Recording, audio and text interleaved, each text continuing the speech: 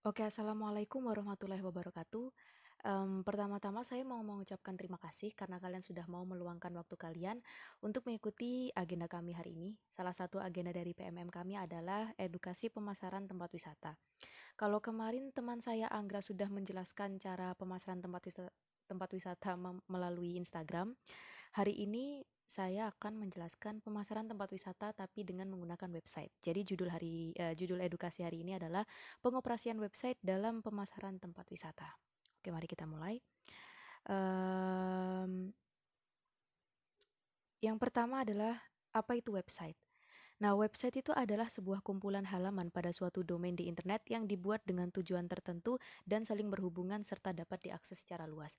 Nah, jadi itu intinya. Jadi tujuan membuat website itu tergantung dari si pembuatnya. Misalnya kalau kita membuat website itu memang untuk pemasaran tempat wisata.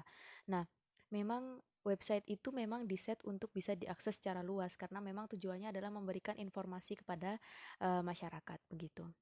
Lalu berikutnya adalah pentingnya pemasaran tempat wisata. Nah, sepenting apa sih gitu?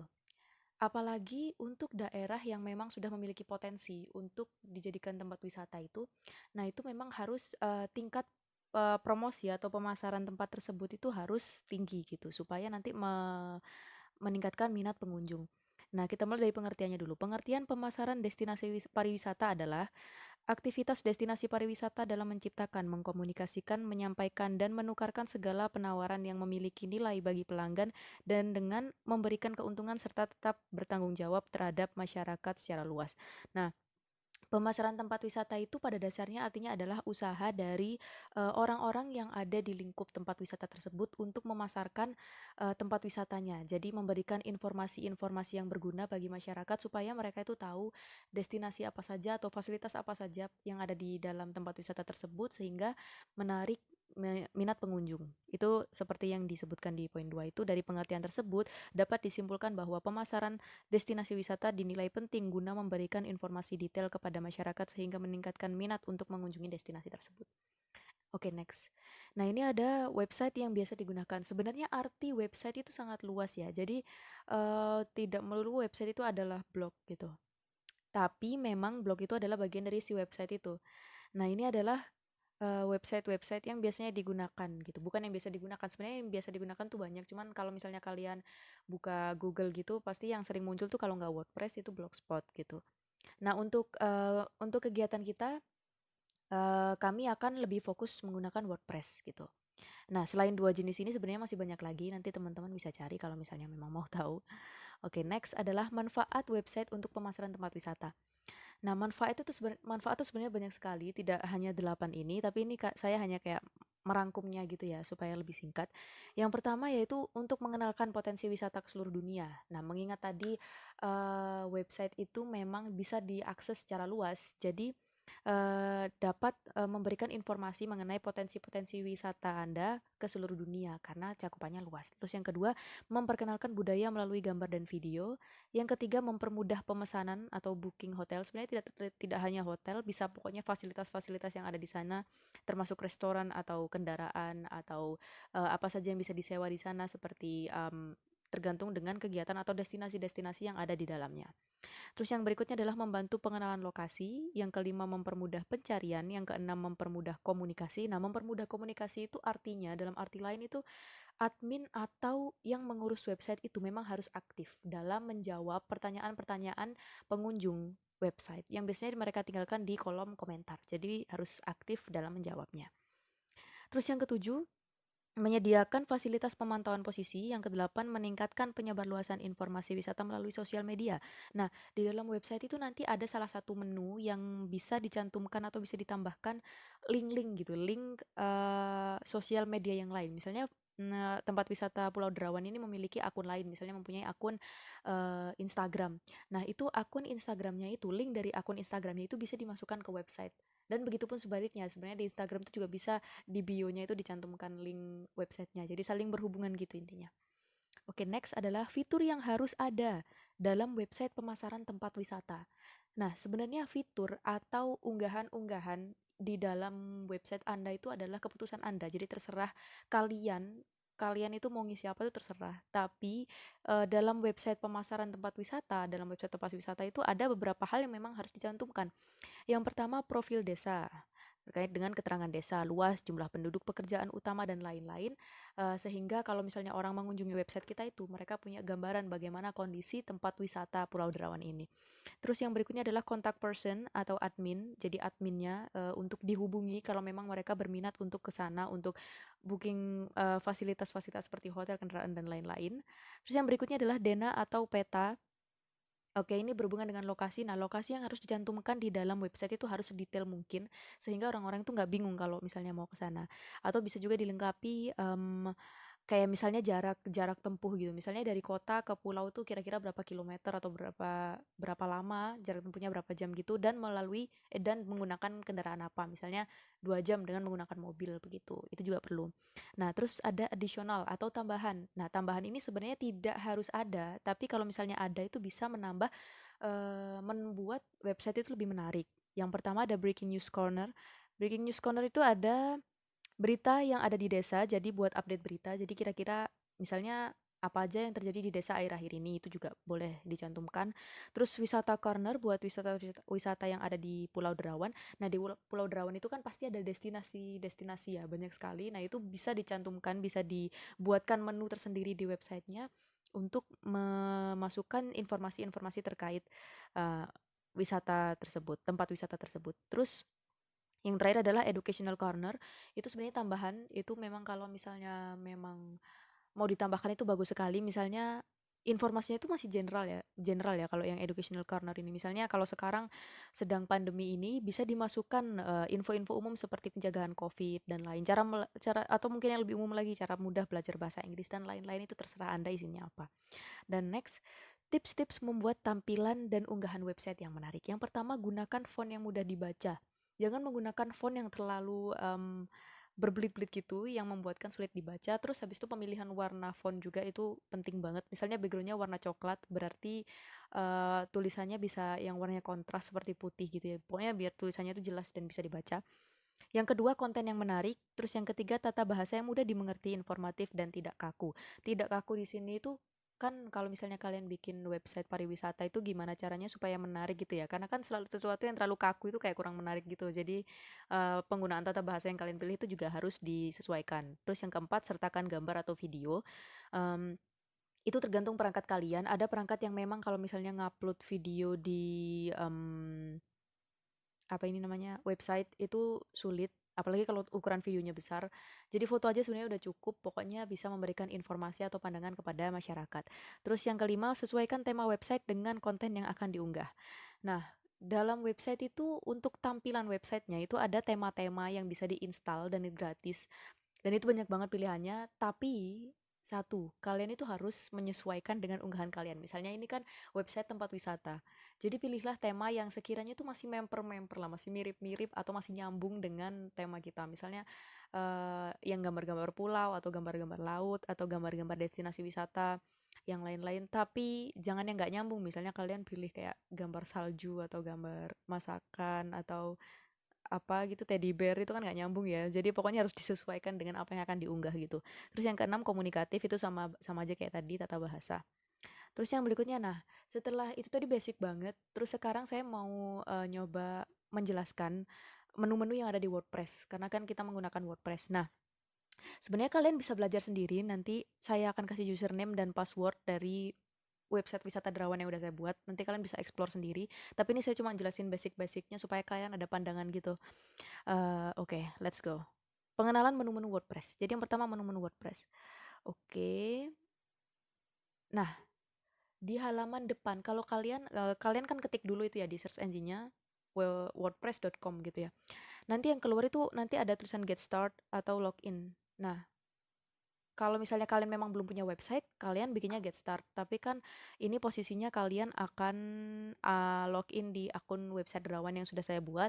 Jadi kalian langsung aja login, kalian klik yang di kanan atas itu ada tulisan login itu kalian klik aja.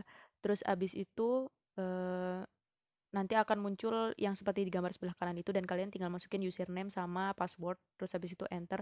Nanti kalian langsung masuk ke websitenya.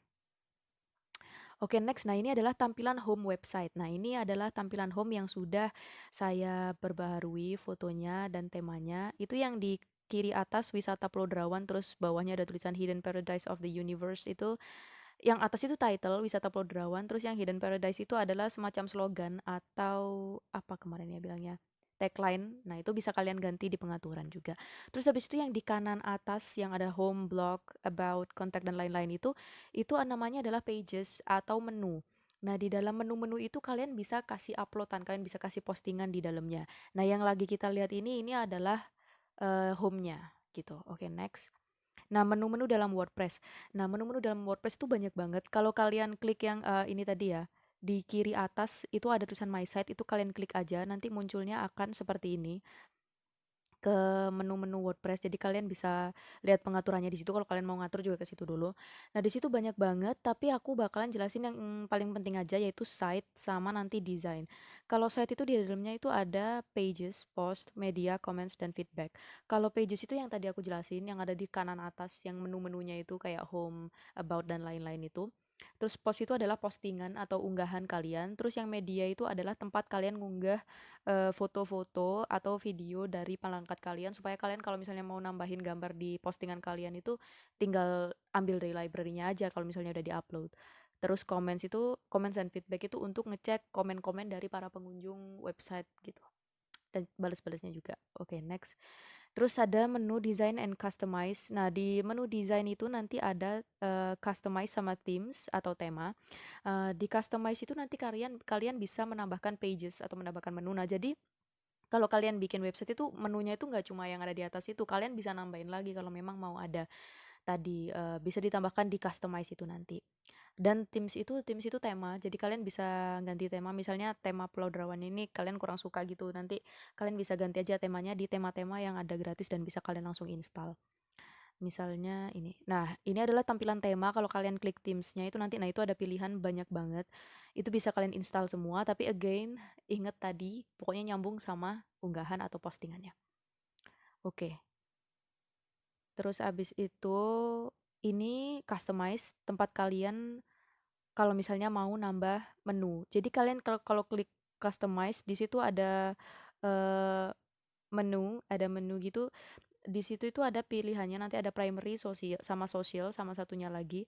Nah, itu kalian bisa banget edit di situ. Di sini kalian bisa edit itu kayak fotonya atau tulisannya itu kalian bisa edit. Itu yang tanda kayak pensil itu bisa kalian klik terus kalian tinggal edit. Terus habis itu kalau kalian mau nambah pages, mau nambah menu itu tinggal yang di sebelah kiri itu ada add items. Nah, itu kalian tinggal klik aja terus kalian tinggal ketikin namanya apa, nama pages gitu. Kalian bisa tambahin di situ. Nah, terus sekarang saya akan menjelaskan cara mengunggah konten. Yang pertama, pilih salah satu menu tempat mengunggah. Lalu klik edit di ke pojok kanan bawah. Artinya gini, jadi kan yang di kanan atas pages atau menu-menu tadi itu ada banyak banget, home, blog, dan lain-lain itu adalah pages atau menunya. Misalnya kalian mau upload unggahan di yang tempat edukasi pencegahan COVID. Nah, jadi kalian klik yang menu itu, edukasi pencegahan COVID. Nah, setelah muncul seperti ini, masuk ke dalam pagesnya yang kalian klik tadi, itu di kanan bawah, itu ada customize, edit, dan stats. Itu kalian pilih yang edit, supaya kalian bisa edit dan memasukkan postingan kalian ke sana. Oke, next itu klik icon plus, either yang hitam di bawah itu atau yang di kiri atas yang warna biru itu sama aja, itu untuk menyisipkan berbagai informasi tambahan sesuai kebutuhan. Itu klik aja, nanti ada banyak banget pilihannya, ada heading. Kalau kalian mau heading, klik aja yang klik tanda plus hitam itu nanti ada heading. Terus kalian bisa nulis heading itu kayak judul gitu. Jadi judul postingan kalian misalnya. Terus habis itu kalian mau tambahin gambar bisa banget yang di tanda plus biru di sebelah kiri itu banyak banget pilihannya, mau nambahin video atau tulisan dan gambar itu bisa, bahkan kalender juga bisa. Nah, ini yang aku contohin adalah postingan aku ya. Ini setelah selesai mengatur, oke itu nanti aja. Nah, ini pokoknya yang di kiri atas itu, jadi headingnya tadi aku udah ngeklik yang tanda plus item yang ini tadi, yang di bawah ini. Nah, itu terus aku tambahin heading, jadi aku kasih judul pengenalan protokol kesehatan.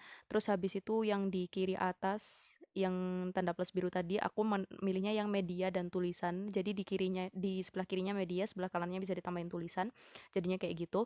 Nah, setelah selesai mengatur unggahan, klik update yang ada di kanan atas itu untuk mengunggah. Kalau kalian udah nggak selesai ngunggah, ini kalian nggak harus kayak gini, itu terserah kalian banget mau postingnya kayak gimana, mau gambar doang juga nggak apa-apa. Pokoknya gitu intinya. Banyak banget pilihannya. Terus habis itu setelah klik update, nah kalau sudah terupdate, itu di kiri bawah itu bakalan muncul page uploaded dan view page. Nah, itu view page aja kalian klik untuk kembali ke halaman utama. Setelah itu, kalau pilih menu yang telah Anda update unggahannya untuk melihat hasil postingan. Lah nanti kan kalian balik ke halaman utama tuh habis view page.